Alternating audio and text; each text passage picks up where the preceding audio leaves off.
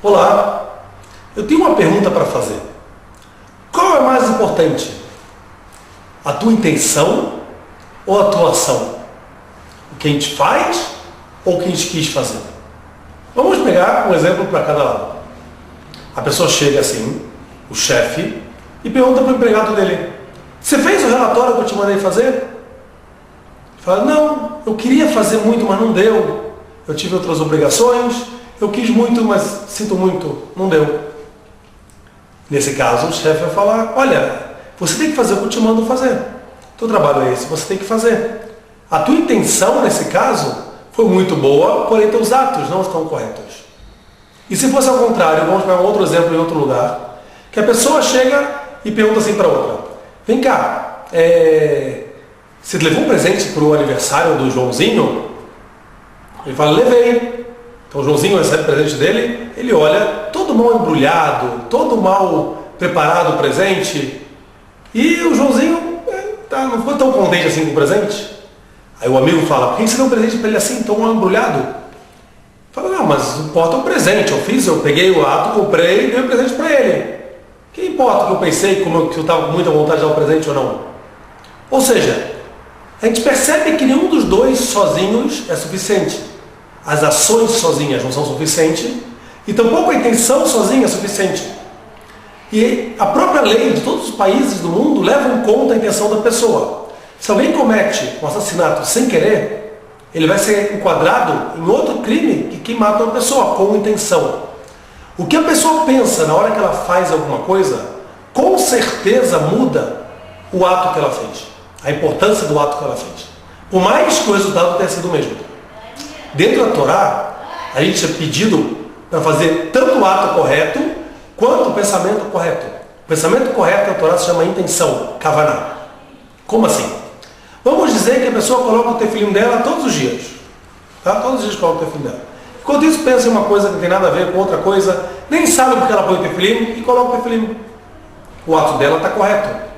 Muito legal. Porém, o pensamento dela não está correto. Outra pessoa tinha muita vontade de colocar o tefilim. Olha, eu sou a favor de colocar o tefilim, acho legal colocar o tefilim. Mas ela nunca coloca o tefilim.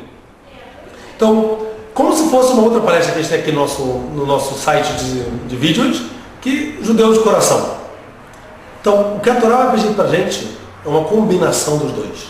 A gente vai ter que fazer os atos corretos com pensamentos corretos. A nossa geração, tem muitas pessoas que já crescem dentro de famílias que já cumprem a Torá e a Mitzvot, que cumprem os mandamentos divinos, mas ainda falta o sentimento. Ela vai ter que desenvolver o sentimento dela. Muitos judeus que nascem em famílias que têm muito amor ao judaísmo, faltam os atos corretos. Cada pessoa vai ter que trabalhar para os atos delas e o pensamento dela serem corretos na direção correta. É mais fácil mudar os atos do que mudar o pensamento, mudar o sentimento em relação ao que você faz.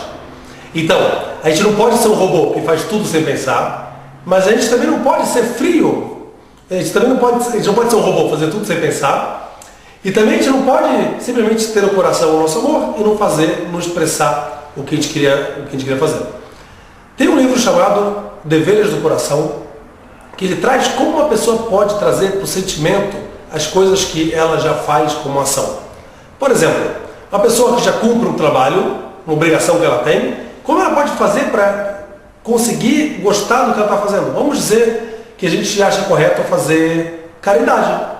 Todo mundo acha correto, faz trabalho voluntário no hospital, em creche. Mas quantas pessoas realmente fazem?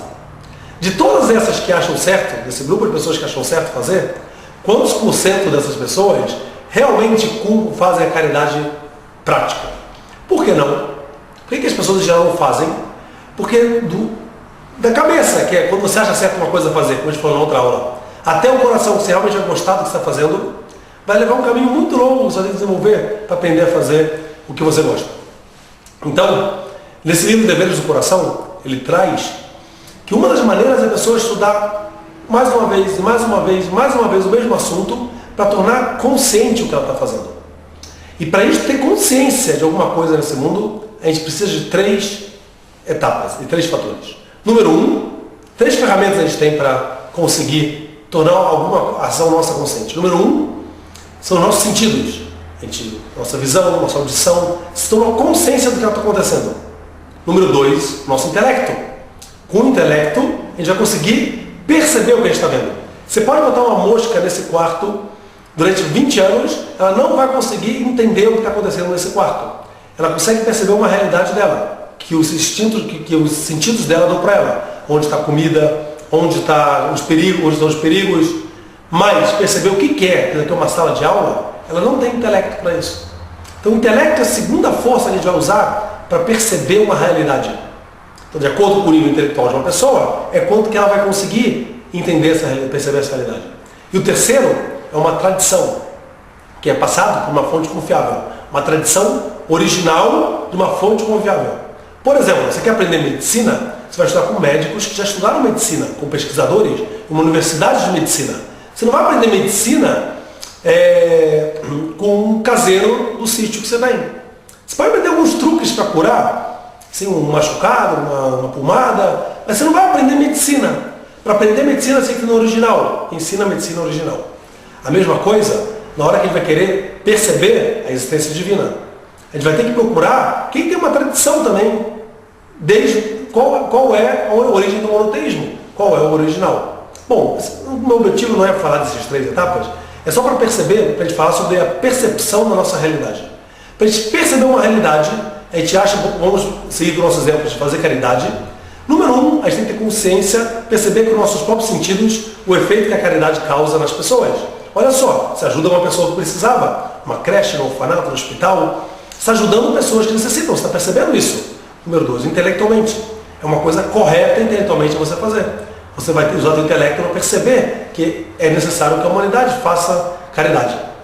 E terceiro, uma tradição. Você tem pessoas que vão ensinar como fazer da maneira correta, para não envergonhar a pessoa que recebe, para a pessoa não fazer besteira, tipo, não acabar prejudicando quem ele quer ajudar. Então, essas 3 etapas é muito importante para tudo que a gente quer levar da cabeça para o coração. Perceber a nossa realidade que a gente está vivendo. Então, eu desejo para vocês um Shabbat Shalom e com essas ferramentas a gente possa continuar crescendo e se aprimorando em Torá e Mitzvot. Obrigado.